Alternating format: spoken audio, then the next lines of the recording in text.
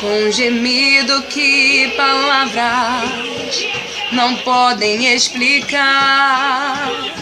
Ele leva o Pai às minhas intercessões, quando dobro os meus joelhos em meio às tribulações. Ele ouve o gemido do meu coração.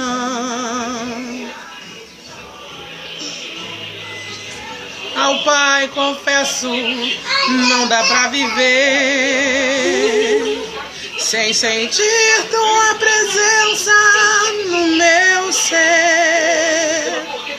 Sou eterno dependente, ser humano tão carente.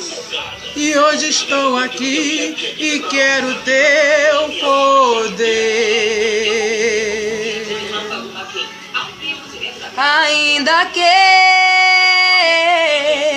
pra te servir, Jesus, eu tenha que chorar. Te seguirei porque comigo estará. Sofrer contigo é bem melhor do que errar.